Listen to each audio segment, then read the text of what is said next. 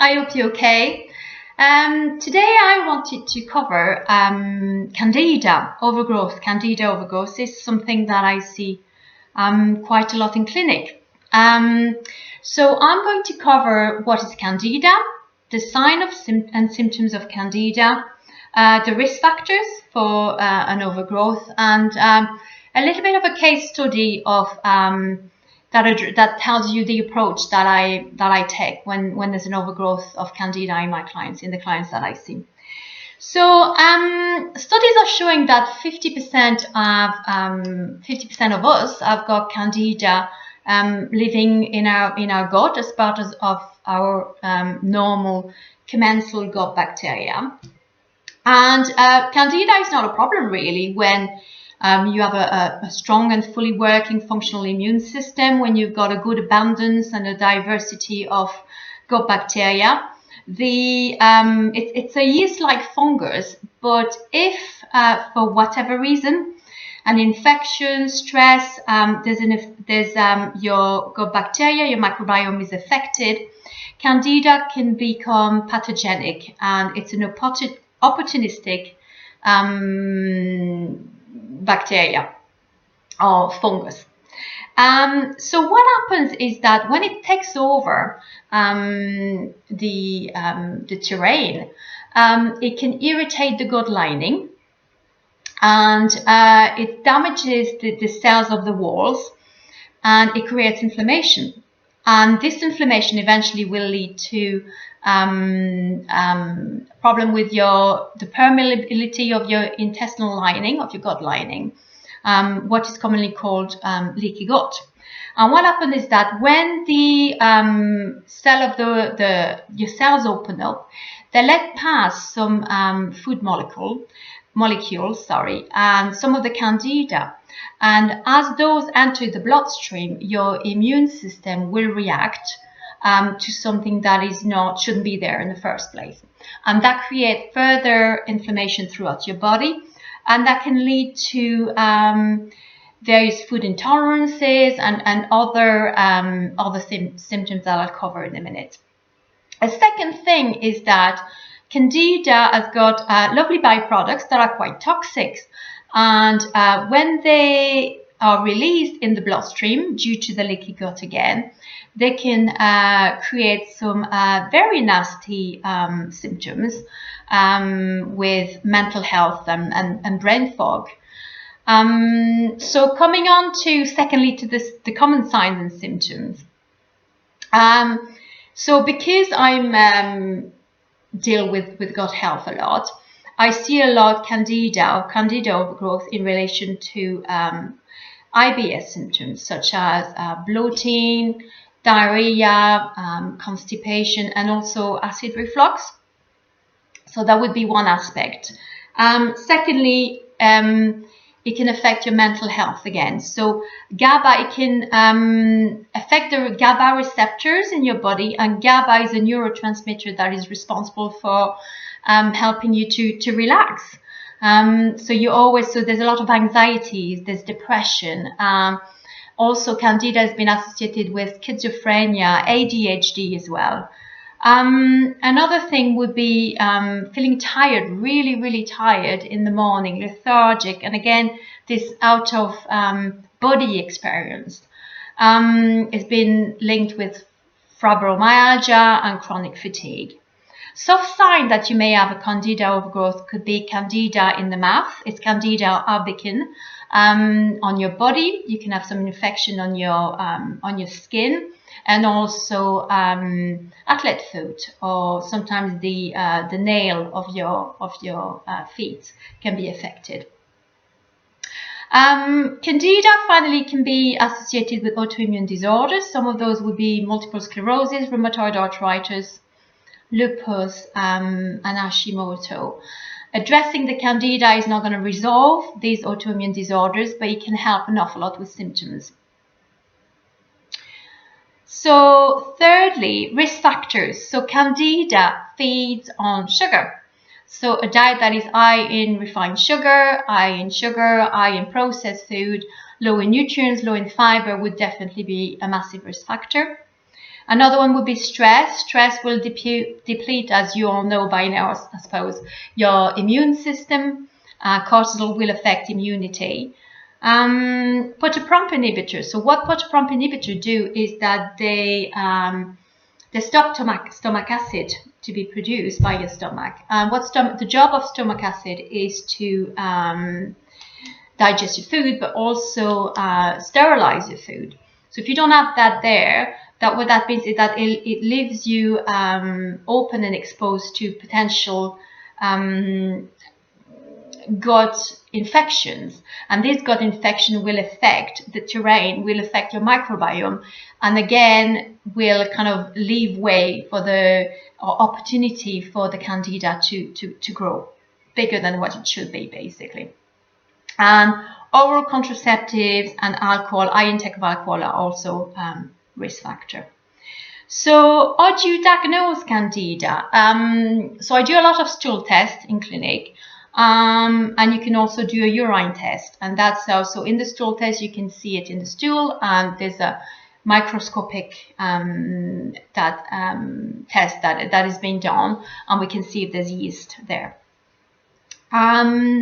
So finally, I wanted to. So how do I approach Candida? I do get a lot of results in clinic when Candida is present and there's IBS symptoms. So I just thought I'd take an example of a client that I've had a couple of months ago who had Candida overgrowth. So she was a young lady. She was under a lot of stress, and symptoms were acid reflux, bloating, and she realized that she was reacting to a lot of foods that she didn't in the past. She couldn't tolerate gluten, dairy, yogurts were one of those, and sometimes, healthy food as well. So when we did a stool test, we realized that she had an overgrowth. And we also did a stress test, and we realized that she was really, really stressed. That was good for her to actually see on paper how stressed she was. So that was definitely a contributing factor for the overgrowth in this case. So in phase 1, what we did is we cleaned up her diet, removed the sugar as much as possible, went on to the Mediterranean diet, a whole food diet, which with nuts and seeds, lots of fruits and vegetables. She wasn't initially able to tolerate beans, so we just left that out. And then we introduced some. I think she was able to tolerate a little bit of garlic. So raw garlic is a very good antimicrobial for Candida. It's naturally antimicrobial and antiviral. So she was able to introduce a little bit of that in her cooking. Raw is better to get the benefits. And we also introduced a little bit of cooking with coconut oil. Coconut oil contains caprylic acid, and caprylic acid has been shown to be preventative against Candida overgrowth. So we started with cleaning up the diet. We also managed the blood sugar as well as possible. So managing blood sugar, so avoiding the peak and the dip. So you do that by having a good source of protein at each and every meal. So breakfast would be scrambled eggs.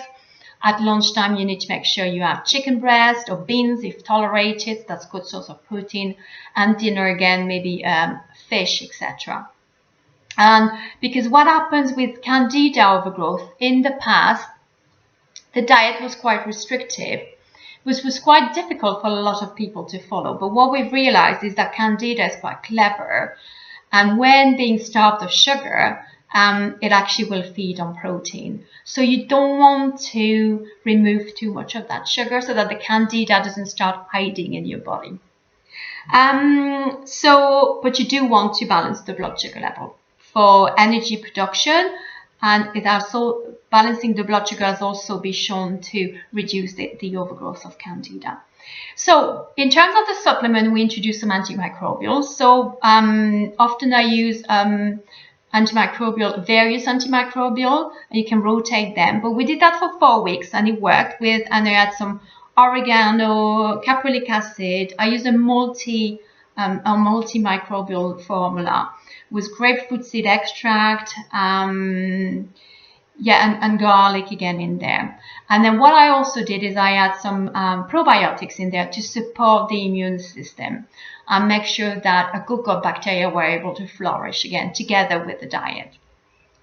And we had some vitamin C in there as well. Vitamin C is really important for immunity, to support immunity, but also in relation with Candida overgrowth, vitamin C can be really helpful.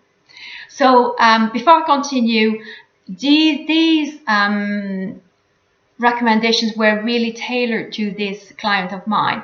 I would recommend that you kind of contact a nutritional therapist if you want to embark in such a program. It's always better to have something that is tailored to your needs.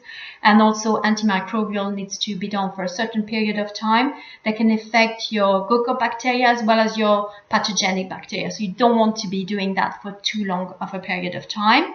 And then you want to rebuild the gut bacteria as well. So it's really important to get in touch with a nutritional therapist or someone that you trust and that you want to work with. So what we also did is this lady, she also had a bit of constipation. So constipation can be a problem when you do an antimicrobial because these Candida has got some what is called die-off. There's a die-off period when it's going to, and this will affect you even more if you don't have a good liver function and a good bowel function, because you're getting rid of these byproducts and of this Candida overgrowth through your bowels, basically. So if that's not working properly, you will feel worse. You will get a die-off period, basically. So what we did also, we kind of make sure there was good food in there to support your liver, to support our liver, but I also added some kind of some artichoke, milk thistle. All of these are really good for liver function. Then she started to feel really a lot better, and she was able to reintroduce beans to her diet. She was able to drink a little bit of coffee, which she wasn't able to tolerate previously. And we moved on to supporting her digestion. So when you deal with Candida overgrowth, you always want to deal with the root cause. What was the root cause? Why did it start? Why did overgrowth take hold in the first place? And in her case, it was stress and low stomach acid. So I gave her some digestive enzymes with some stomach acid, making sure that she has a little bit of apple cider vinegar with her main meal, just before her main meals, with a bit of water will help. And also mindful eating, paying attention and not eating on the go like she was doing previously. The third phase was to repair the gut lining. You know, I told you that often you get symptoms. You get symptoms with IBS when you've got inflammation, and inflammation goes hand in hand with problem with gut permeability. So I introduced vitamin D, vitamin A, zinc, glutamine, and bone broth. Those are really important for the integrity of the gut lining. You need to repair the gut lining. And yeah, I mean, at the end of the program, this lady said that she felt the best she's ever felt. She had loads of energy. All the bloating symptoms were gone. Her skin was clear. She had some little issue with rashes on the skin, and all this shows really that dealing with the gut can have some far-reaching repercussion for your health, and it can be really potentially life-changing to address this condition. So I'm here to help. If you believe that you may have an overgrowth and you could benefit from such a protocol, just get in touch. I do a free 30 minutes call, we just have a chat and see if I'm the right person to work with you. And if you feel that the program is doable for you, you need to be ready as well to kind of jump and look after yourself and make all these changes that are necessary. But we work together, we work as a team, and I'm here to cheer you on and support you. So thank you very much for listening, and I'll talk to you again soon.